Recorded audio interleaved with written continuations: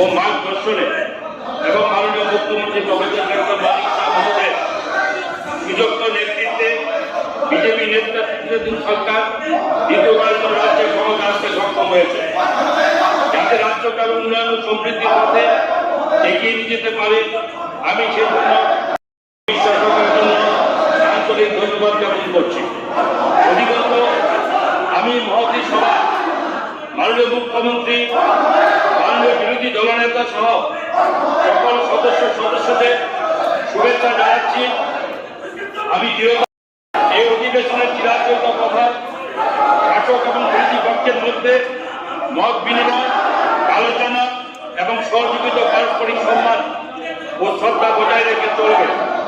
এই সভায় অর্থমন্ত্রী হিসাবে আমার প্রথম বাজেট পেশ করতে বলে আমি খুব আনন্দিত। বিগত বিধানসভা নির্বাচনের পূর্বে আমরা আমাদের সংকল্প পত্র প্রকাশের মাধ্যমে আমাদের আত্মনির্ভর ও উন্নত ত্রিপুরা নির্মাণের পত্র ব্যক্ত করেছিলাম। আগামী 5 বছরে আমরা রাজ্যের সকল মানুষের প্রত্যাশা পূরণে সেই সংকল্প পত্রের বাস্তবায়নে নিরলসভাবে সচেষ্ট থাকব। উন্নয়ন ও কল্যাণে বেশ কিছু পদক্ষেপ নিয়েছি। এই মহতী সভায় উপস্থিত সকলের জন্য আনন্দিত হবেন যে 2022-23 অর্থবর্ষে ত্রিপুরা অর্থনৈতিক প্রবৃদ্ধির আনুমানিক হার 8.8% ছিল, যা একই সময়ে ভারতীয় ক্ষেত্রে 8% হবে, যেখানে জাতীয় আর্থিক আনুমানিক প্রবৃদ্ধির হার 6 থেকে 6.5% থাকবে বলে আশা করা যাচ্ছে। রাজ্য এগিয়ে যাওয়ার পথে এই উচ্চ আর্থিক প্রবৃদ্ধির হার আমাদের সকলের নিরন্তর প্রচেষ্টার ফল।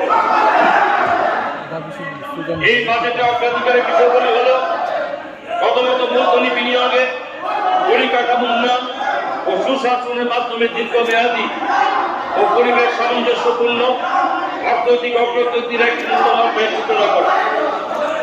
দ্বিতীয়ত নারী, পুরুষ, জনজাতি, তফসিলি জাতি, অন্যান্য অনগ্রসর জাতীয় সংখ্যালঘুদের সর্বাঙ্গীন বিকাশ প্রক্রিয়ার সাথে যুক্ত করা।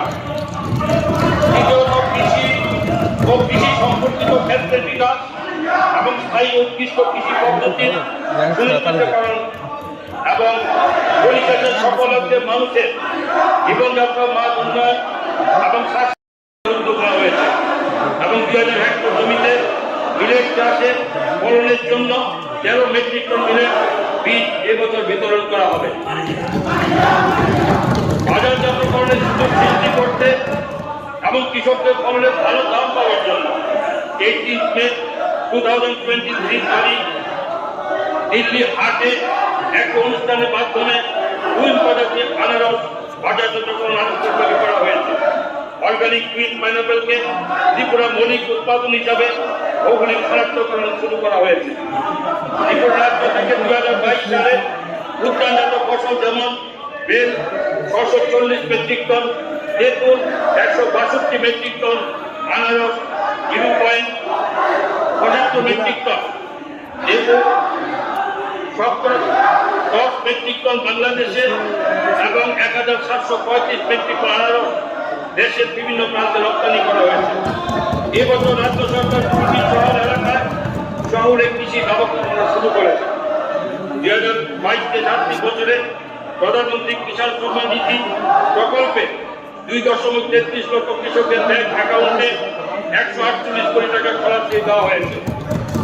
রাজ্য সরকার 2022-24 বছরে প্রধানমন্ত্রী ফসল বীমা যোজনার অঙ্গ হিসাবে মুখ্যমন্ত্রী ফসল বীমা যোজনা প্রকল্পে কৃষকের প্রিমিয়ামের প্রায় 95% বহন করেছে।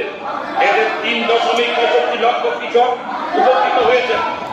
2022-24 বছরে 60,271টি কেসিসি ঋণের মাধ্যমে 330 কোটি টাকা দেওয়া হয়েছে। 2023-24 বছরে আমন ধানের উৎপাদনশীলতা বাড়াতে মুখ্যমন্ত্রী ইন্টিগ্রেটেড ক্রপ ম্যানেজমেন্ট প্রোগ্রাম প্রকল্পের প্রস্তাব করছি, যার মাধ্যমে 1,16,400 হেক্টর এলাকায় এই প্রকল্পের অধীনে উন্নত পদ্ধতিতে চাষাবাসের ব্যবস্থা করা হবে। এর জন্য 10 কোটি টাকা ব্যয় বরাদ্দ দেওয়া হয়েছে।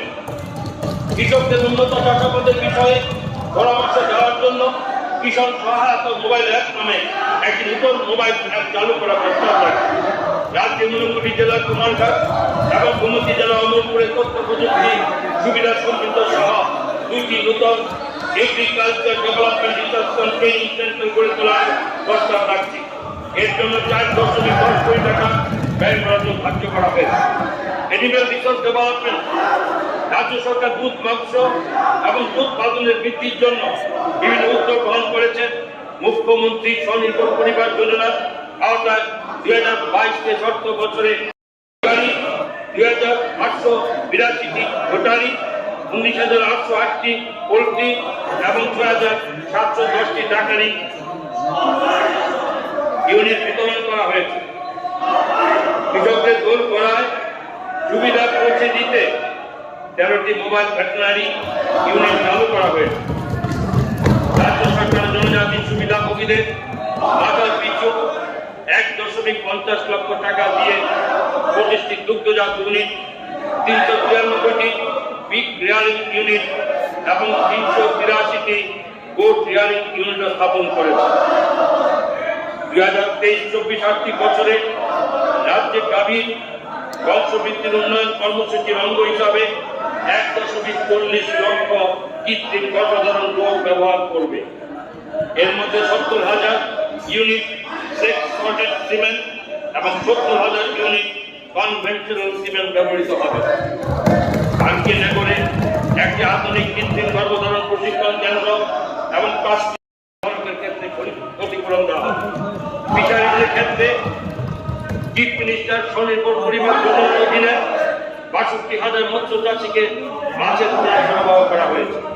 বৈজ্ঞানিক পদ্ধতিতে মৎস্য উৎপাদন উৎসাহিত করতে প্রধানমন্ত্রী মৎস্য সম্পদ যোজনা অধীনে বৈজ্ঞানিক মাছ চাষের জন্য 59,810 মৎস্য চাষীকে সর্বাঙ্গীন সুবিধা প্রদান করা হয়েছে। সমবায় সমিতি জন্য বরফের মোটরসাইকেল প্রদান করা হয়েছে। এছাড়া মাছ পরিবহনের জন্য 20 জন মৎস্য চাষীকে বরফের বাক্সযুক্ত 3 চাকার সাইকেল প্রদান করা হয়েছে।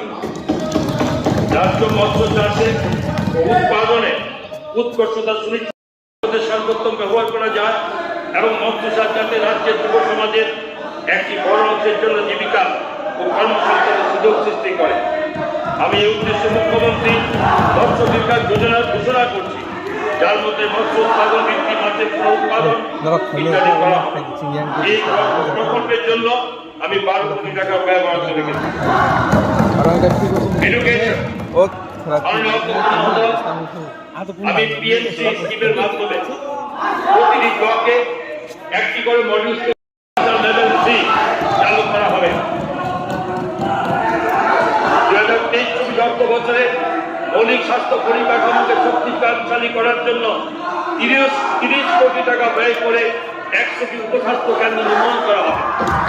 55 কোটি টাকা ব্যয়ে একক পৃথক সংক্রামক ব্যাধি নিরাময় কেন্দ্র স্থাপন করা হবে। 50 শয্যাযুক্ত 8টি নেশামুক্ত মুক্তির কেন্দ্র ত্রিপুরা রাজ্যের 8টি জেলায় ধাপে ধাপে স্থাপন করা হবে। মাননীয় অধ্যক্ষ মহোদয়, আমি 2023-24 অর্থ বছরে বাজেটে স্বাস্থ্য খাতে 1756 কোটি টাকা ব্যয় বরাদ্দের প্রস্তাব রাখছি।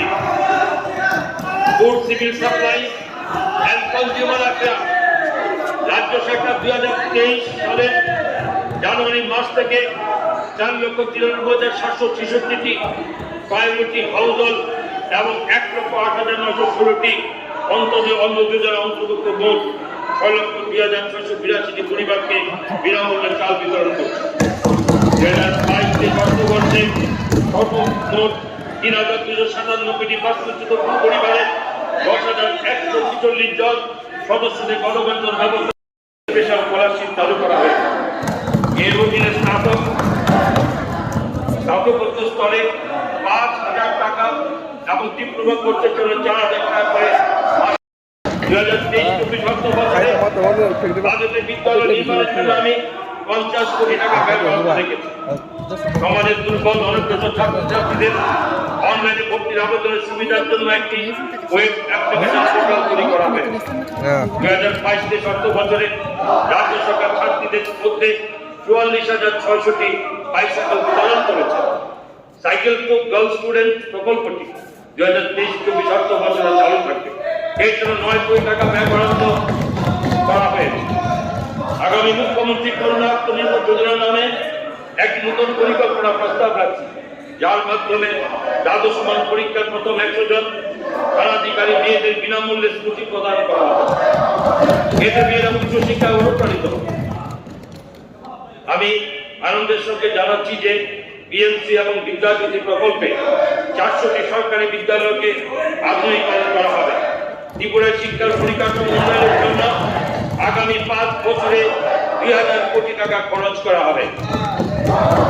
যুব সম্প্রদায়কে দেশ সেবায় উৎসাহিত করার জন্য রাজ্য সরকার প্রতিটি উচ্চ মাধ্যমিক বিদ্যালয় ত্রিপুরা অগ্নিবীর প্রোগ্রাম চালু করতে যাচ্ছে, যাতে তারা অগ্নিপথ প্রকল্পে অংশগ্রহণ করে দেশের সেবায় নিজেকে নিয়োজিত করতে পারে। রাজ্য সরকারি মহাবিদ্যালয় এবং বিশ্ববিদ্যালয়ে স্নাতক ও স্নাতকোত্তর স্তরে পাঠরত ছাত্রীদের জন্য বিভিন্ন রকমের ফিস, যেমন অ্যাডমিশন ফি, কলেজ ডেভেলপমেন্ট ফি, এক্সামিনেশন ফি ইত্যাদি মুকুব করে দিয়েছে। দিব্যাঙ্গ দৃষ্টিহীন ছাত্রছাত্রীদের রাজ্যের 9.8 লক্ষ কাগজের তৈরি রেশন কার্ড রূপান্তর করে বিভিন্ন রেশন কার্ড করা হবে। তাছাড়া ব্যবসায়ী দ্বারা পরিচালিত 765টি ন্যায্যমূল্যের দোকান এবং কোঅপারেটিভ সোসাইটি দ্বারা পরিচালিত 165টি ন্যায্যমূল্যের দোকানকে মডেল ফেয়ার সাইট হবে। এসসি ওয়েলফেয়ার চিফ মিনিস্টার স্বনির্ভর পরিবার যোজনা অধীনে 1466 জন সুবিধাভোগীকে আর্থিক সহায়তা প্রদান করা হয়েছে। 500টি বাইসাইকেল এবং 2500টি ইলেকট্রনিক ওজন পরিমাপক যন্ত্র গরিব এসসি সুবিধাভোগীদের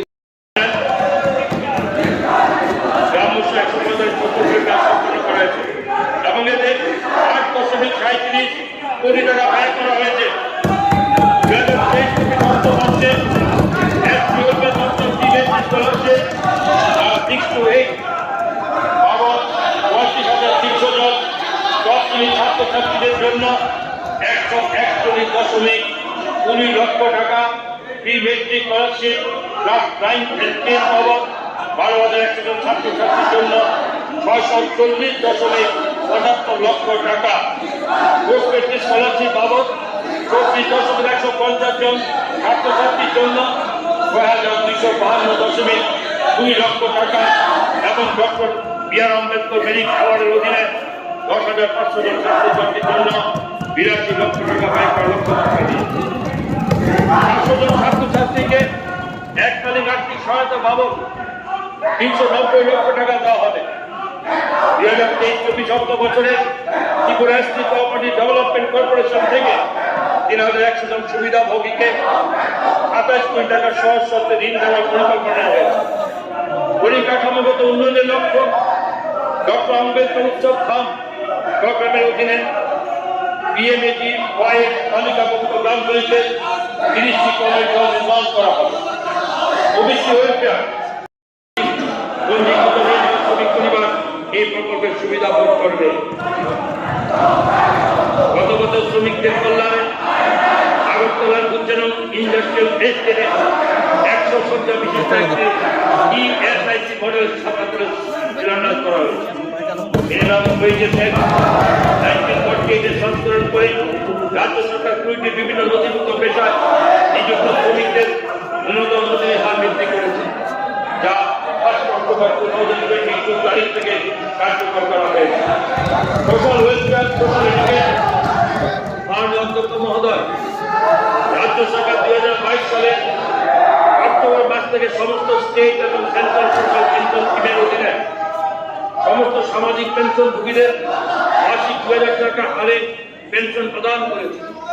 এই মাসিক ভাতা সময়মতো এবং নির্ভুলভাবে প্রদানের লক্ষ্যে খুব শীঘ্রই আধার ভিত্তিক পেনশন প্রদান চালু হবে।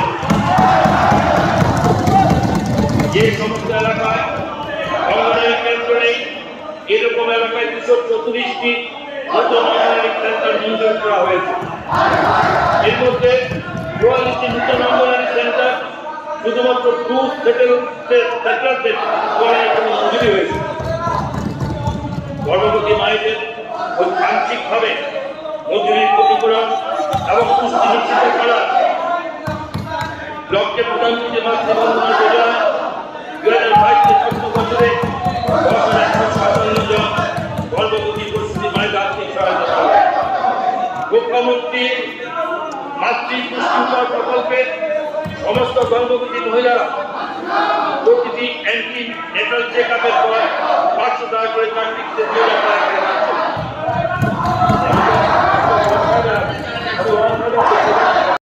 অন্তর্দম ধারণাকে সামনে রেখে নথিভুক্ত নির্মাণ শ্রমিক ও তাদের পরিবারের সদস্যদের সুবিধা দিতে Tripura building and other construction workers welfare board দ্বারা নির্মাণ শ্রমিক কল্যাণ প্রকল্প 2.0 চালু হয়েছে। এই প্রকল্পের মাধ্যমে বিবাহকালীন আর্থিক সহায়তা 25,000 টাকা থেকে বাড়িয়ে 50,000 টাকা করা হয়েছে।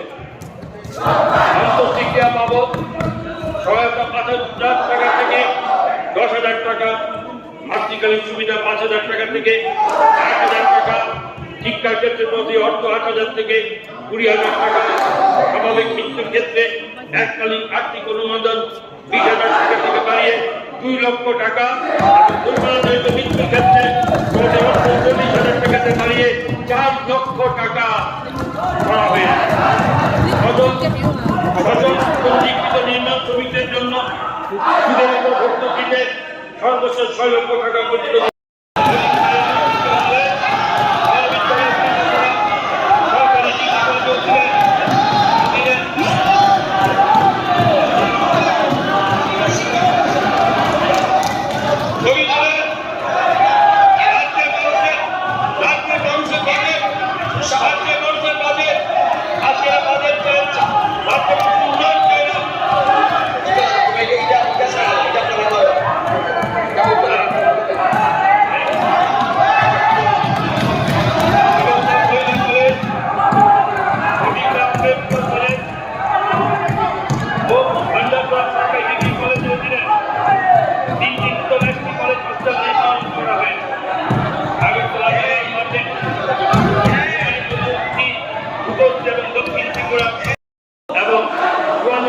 করে পুরস্কার দেওয়া হবে।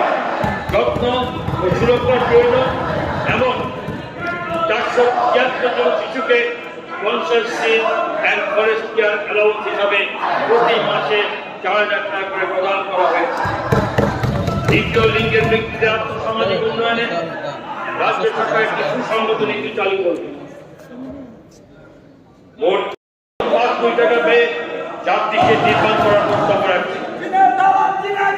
ড্রিঙ্কিং ওয়াটার স্যানিটেশন জলজীবন মিশন বাস্তবায়নের পূর্বে গ্রামীণ এলাকার মাত্র 2023-24 বছরে আরো 80,000 গ্রামীণ মহিলাকে স্ব-সহায়ক উদ্যোগ করা হয়। দীনদয়াল উপাধ্যায় গ্রামীণ কৌশল যোজনার অধীনে 8,780 জন গ্রামীণ যুবক যুবতীদের দক্ষতা উন্নয়ন লক্ষ্যমাত্রা দেওয়া হয়েছে। 15,347 জন গ্রামীণ যুবক যুবতীদের দক্ষতা উন্নয়নের প্রশিক্ষণ শুরু হয়েছে। 11,718 জন যুবক যুবতীর প্রশিক্ষণ শেষ হয়েছে।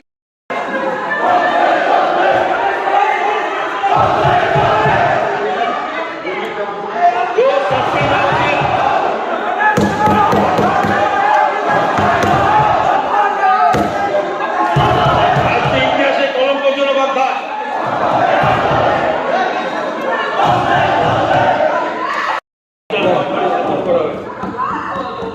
রংপুর জলাশয়ের অন্তত 2টি দ্বীপকে কেন্দ্র করে লক্ষ্য নিয়ন্ত্রণের উদ্যান হিসাবে গড়ে তোলা হবে, যার মধ্যে থাকবে biodiversity park, orchid house, bird house, cactus house, children's park, aquarium এবং ওয়েলনেস সেন্টার ইত্যাদি। পঞ্চায়েত মাননীয় অধ্যক্ষ মহোদয় রাষ্ট্রীয় গ্রাম স্বরাজ অভিযানের অধীনে মাননীয় অধ্যক্ষ মহোদয়, আজকে এখানে আমরা যে ধরনের চিত্র এখানে দেখলাম, ত্রিপুরার বিধানসভার ইতিহাসে এইরকম ঘটনা আমার মনে হয় আমরা দেখিনি। এবং এখানে আমি কয়েকজনের নাম নিচ্ছি যে ধরনের অনৈতিকতা যারা এই বিধানসভার পবিত্রতাকে নষ্ট করেছে, তার জন্য রুল 330 আজকের জন্য ওনাদেরকে এই বিধানসভা থেকে সাসপেন্ড করার প্রস্তাব রাখছি।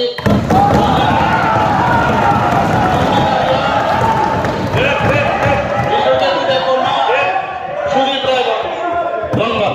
মাননীয় মুখ্যমন্ত্রী মহোদয়ের রুল 330 মোতাবেক ঘোষণা অনুযায়ী আজকে সারাদিনের জন্য বিধায়ক মাননীয় শ্রী রঞ্জিত দেববর্মা ত্রিপুরা মোত্রাম, মাননীয় শ্রীমতী নন্দিতা রিয়াং ত্রিপুরা মোত্রাম, মাননীয় বিধায়ক শ্রী বিশ্বগুরু দেববর্মা ত্রিপুরা মোত্রাম এবং মাননীয় বিধায়ক শ্রী সুদীপ রায় বর্মন কংগ্রেসের তাদেরকে আজকে সারাদিনের জন্য হাউস থেকে বহিষ্কারের নির্দেশ দেওয়া হলো।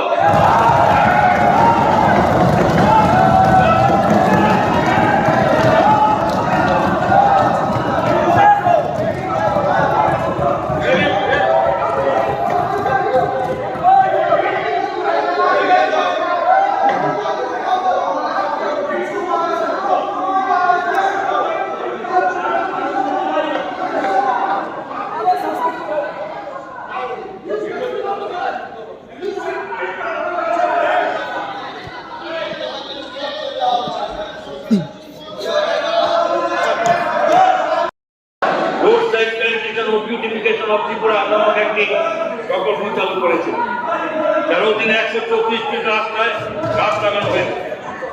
আগরজাত শিল্পের বিকাশ উৎকর্ষ সাধন লক্ষ্যে বন দপ্তরে 2021 সালে আগর ফুড পলিসি প্রণয়ন করেছে। আগর শিল্পের উন্নতি সমস্ত গ্রামীণ পরিবারকে পাইপের মাধ্যমে পানীয় জলের সংযোগ দেওয়া যাবে বলে আশা করা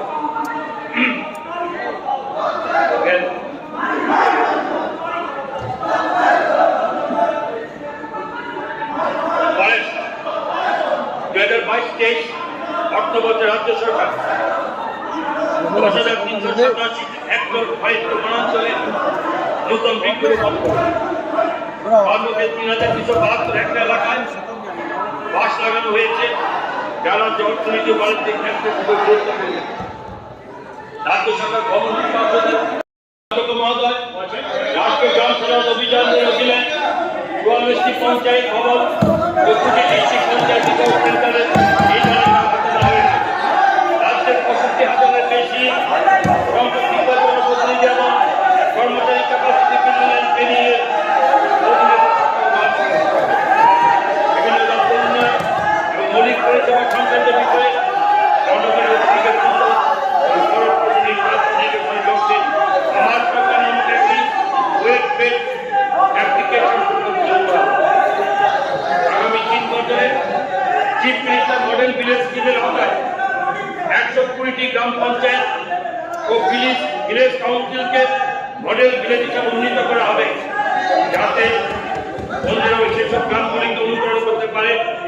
এর জন্য 8 কোটি টাকা ব্যয় করতে সংস্থা লেগেছে। ইনফরমেশন টেকনোলজি ডিজিটাল ত্রিপুরা গড়ার লক্ষ্যে রাজ্য সরকার 2023-24 অর্থ বছরের সমগ্র রাজ্য মিশন জুড়ে ই-অফিস চালু করার সিদ্ধান্ত গ্রহণ করেছে। এই উদ্যোগের মূল উদ্দেশ্য হচ্ছে কাগজবিহীন অফিস করা, প্রশাসনের স্বচ্ছতা আনা এবং শাসন ব্যবস্থার দায়বদ্ধতা বাড়ানো। বাংলাদেশ সরকার গত 2022 বছরে মাননীয় বিশ্বগুরু দেববর্মা ত্রিপুরা মোদা, মাননীয় শ্রী সুদীপ রায় বর্মন কংগ্রেস এবং শ্রী নয়ন সরকার সিপিআইএম পার্টি, এই 5 জনকে হাউস থেকে বহিষ্কার করা হয়েছে আজকে সমাধানের জন্য।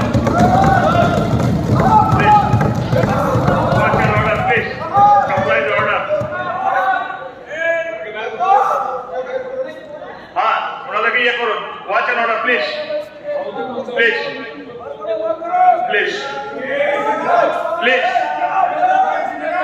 এই বিধানসভার গরিমা অর্থমন্ত্রী মহোদয়, আপনি আপনার বাতের ভাষণ পুনরায় শুরু করুন। ধন্যবাদ মাননীয় অধ্যক্ষ মহোদয়।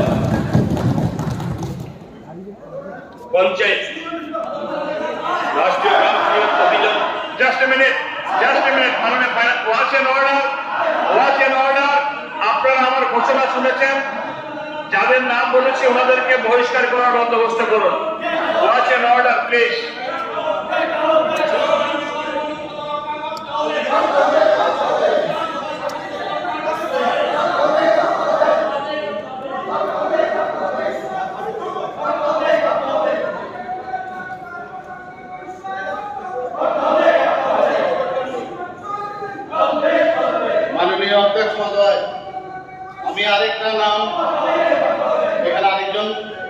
মাননীয় বিধায়ক উনাকেও আজকের জন্য এই বিধানসভার পবিত্রতাকে রক্ষা করার জন্য উনাকে এই আজকের জন্য বহিষ্কারের আমি প্রস্তাব এখানে রাখছি এবং ওনার নাম হচ্ছে নয়ন সরকার CPM. Please watch and order, please. Watch and order, please. মাননীয় মুখ্যমন্ত্রী মহোদয়, আপনি অর্ডারটাকে পালন করুন। Watch and order, please. Watch and order, please.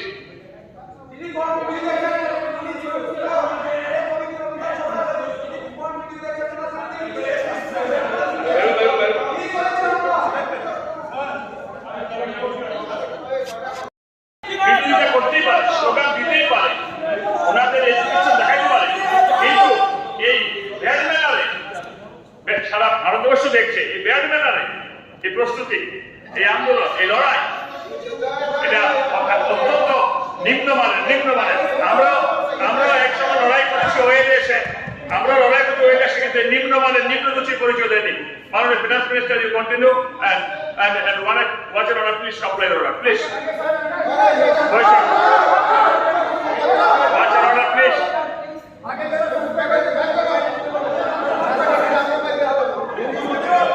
Animesh বাবু, আমি আপনাকে বলেছিলাম আমি সুযোগ দেব, বাজেটটা প্রথম পেশ করলে পরে আপনাকে বলেছিলাম, অশোক মিত্র বলেছিলাম আমি সুযোগ দিচ্ছি, ওয়েট করুন, আপনার ধৈর্য ধরলেন না।